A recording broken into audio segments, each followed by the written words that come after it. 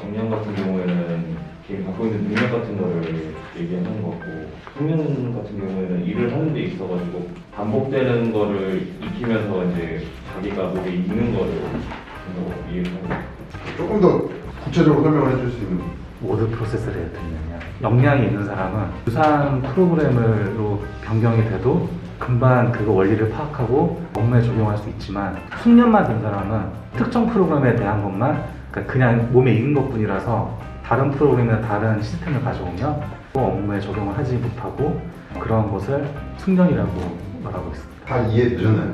우리가 일을 잘한다, 열심히 한다라고 하면은 이 역량을 가지고 일을 해야 되거든요. 근데 대부분 요 숙련만 생각해요. 그러니까 역량이라는 건 이 일을 왜 하는지, 프로세스가 어떻게 돌아가는지를 다 이해를 하고 일을 하는 거죠. 워드 프로세스 얘기를 하셨는데, 워드, 그 다음에 한글, 옛날에 막 훈민정음 이런 워드 프로세스가 이 중에 하나 다룰 줄 알면 다른 거 못 다룹니까? 기능이 어디 붙어 있는지만 다르지, 그것만 이해하면 다 다룰 수 있어요. 근데 야, 이 문서를 칠 때는 키보드에 뭐를 누르고 뭐를 누르면 돼 라고 그냥 배우고 그것만 엄청 하는 사람, 아무 생각이 없으니까 손만 엄청 빠르겠죠. 이런 사람들은 워드를 쓰다 갑자기 한글 쓰라고 하면 못해요. 여기도 또 그 얘기 나오죠. 유능함과 숙련의 부분.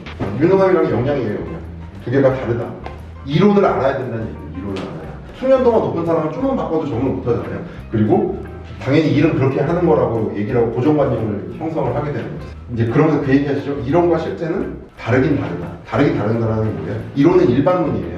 그러면 그중에 그게 회사의 뭐 규모나 업종이나 기타 문화나 이런 거에 따라서 조금씩 바꿔야 돼요. 이론이라고 분명히 전제가 있는 거거든요. 이러한 가정하에 이렇다라는 거거든요. 그럼 그 가정들이 바뀌어지는 상황에서는 다르게 적용을 해야 되는 거예요. 그런 면에서 이론과 실제는 다르죠. 근데 대부분 사람도 어떻게 이론과 실제는 틀리다고 생각하죠. 그러니까 이론은 실제 적용이 안 된다고 생각하죠. 그건 아니라는 거예요. 이론을 반드시 알아서 유능함을 길러야 되죠. 인수인계를 받으시는데 얼마의 기간이 있으시면 됩니까? 책에 나와 있는 건 한 달 정도 얘기하는데 이런저런 헷갈리는 부분을 좀 책과 다르게 좀 가려고 하는 이 책 우리 매뉴얼인데, 자, 그 말을 이해할 필요가 있어요. 왜 한 달이면 충분하냐? 자, 여기서 모든 일은 업무 공통분모가 있다 그러죠. 그 공통분모가 바로 역량의 영역이에요.